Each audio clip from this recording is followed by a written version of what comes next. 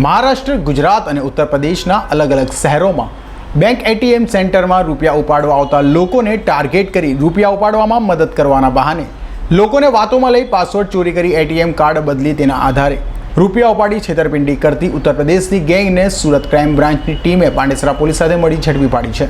સુરતમાં છેલ્લા ઘણા સમયથી એટીએમ સેન્ટરમાં મદદના બહાને પાસવર્ડ જાણી લઈ વાતોમાં ભોળવી એટીએમ બદલી રૂપિયા ઉપાડતી ગેંગનો આતંક વધ્યો છે.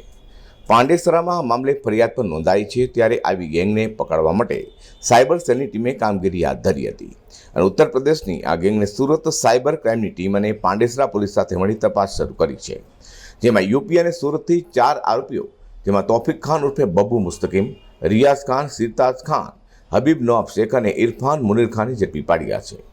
પોલીસે તેઓની પૂછપરછ કરતા આરોપીએ જણાવ્યું હતું કે તેઓ મહારાષ્ટ્ર, ગુજરાત અને ઉત્તર પ્રદેશના અલગ અલગ શહેરોમાં જઈને અલગ અલગ બેંકના એટીએમ સેન્ટરમાં રૂપિયા ઉપાડવા આવતા લોકોને ટાર્ગેટ કરી રૂપિયા ઉપાડવામાં મદદ કરવાના બહાને લોકોને હાથોમાં લઈ પાસવર્ડ જાણી જોઈ એટીએમ કાર્ડ બદલી તેઓને એટીએમ કાર્ડ અલગ અલગ જગ્યાએથી રૂપિયા ઉપાડી તેમાં શોપિંગ કરતા હતા.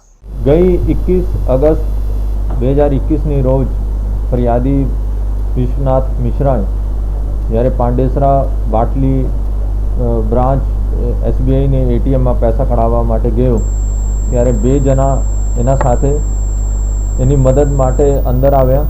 એને લાલચ ફુસલાવી એના પાસવર્ડ પણ જોઈ લીધા અને પછી એને ઠગાઈ કરીને આ જો એનો અસલ એટીએમ કાર્ડ આપણે પાસ લઈ લીધો અને એના પાસે ઘણા નકલી કાર્ડ પણ હતા. એમાંથી એક એસબીઆઈનો કાર્ડ એનો આપી દીધો. પછી આ લોકોએ ટુકડામાં એના અકાઉન્ટમાંથી 10,000 કરીને 40,000 જેટલા રૂપિયા ઉપાડ્યા છે.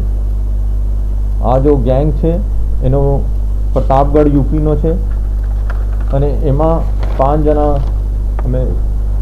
પકડાયેલા છે. એમાં મેન તોફિક ખાન ઉર્ફે બબ્બુ મુસ્તકીમ, સિરતાજ ખાન, રિયાઝ ખાન, હબીબ નવાબ શેખ અને ઇરફાન મોહમ્મદ મુનીર ખાન. અને આ લોકો પાસે અલગ ગુજરાતનો રહેવાસીઓનો 19 જેટલા અલગ એટીએમ કાર્ડ પણ એના પાસેથી કબજે કરવામાં આવેલ છે. એક 4-વ્હીલર ગાડી પણ કબજે કરેલી છે અને રોકડ એના પાસેથી 15,000 જેટલા કબજે કરેલા છે. અને આ લોકોનો ભૂતકાળનો જો ઇતિહાસ જોઈએ તો ઘણા ગુનાહિત ઇતિહાસ છે. એમાં તોફિક ખાન મહારાષ્ટ્રમાં પણ પહેલાં 420 અને લૂંટના ગુનામાં પકડાઈ ચૂક્યા છે. ઉત્તર પ્રદેશમાં પણ પકડાઈ ચૂક્યા છે. રિયાઝ ખાન, સિરતાજ ખાન પણ 2 વર્ષ પહેલાં ઉત્તર પ્રદેશમાં અરેસ્ટ થયેલા છે. હબીબ ખાન 2015માં બેંક લૂંટના ગુનામાં પકડાયેલા છે અને 2008માં મહારાષ્ટ્ર ધુલિયા એલસીબી પણ એનો ચલણી નોટામાં પકડાઈ ચૂકી છે. આ લોકો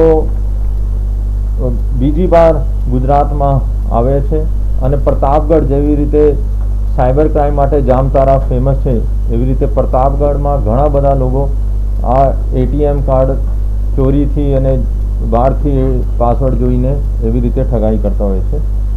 અમે અમારા સાયબર સંજીવનીમાં પણ અને ઘણીવાર પણ સૂચના આપી છે કે જ્યારે હું ફરીથી પબ્લિકનો અપીલ કરું છું કે જ્યારે આપનો એટીએમમાં પૈસા કરાવવા માટે અથવા કોઈ બી ટ્રાન્ઝેક્શન માટે જાઓ છો તો કૃપયા કરીને ફક્ત તમે અંદર રહેજો અને એવી રીતે ટ્રાન્ઝેક્શન્સ કરો કે બહારથી તમારો કોઈ પાસવર્ડ જોઈ ન શકે.